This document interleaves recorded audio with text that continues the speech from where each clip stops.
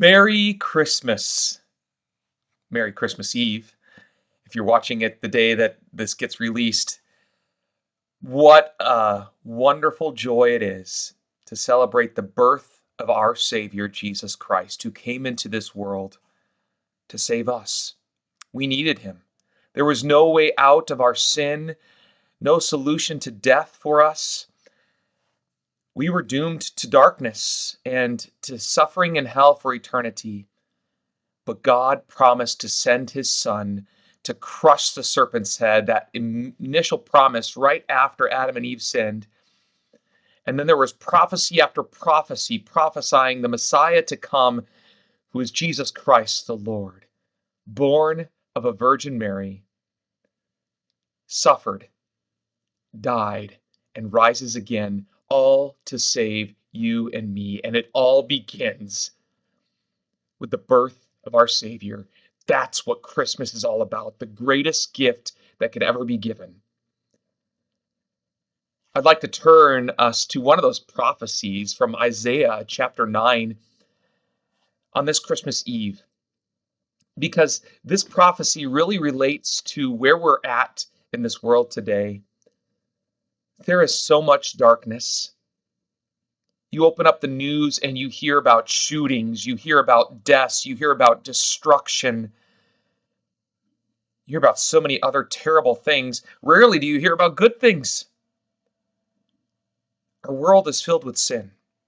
It's filled with darkness. We need light in this darkness, and Jesus Christ has come to bring light into this dark world. And even though there's still all this suffering and sadness, we know that there will be an end, and that Jesus will come because he is our Savior to take us to be with him forever.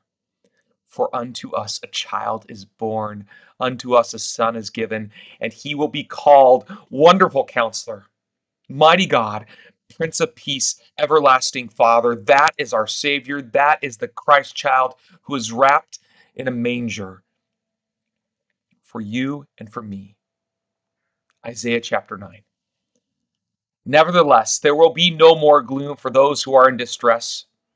In the past, he humbled the land of Zebulun and the land of Naphtali, but in the future, he will honor Galilee of the nations by the way of the sea beyond the Jordan. The people walking in darkness have seen a great light. On those living in the land of deep darkness, a light has dawned. You have enlarged the nation and increased their joy. That rejoice before you as people rejoice at the harvest, as warriors rejoice when dividing the plunder.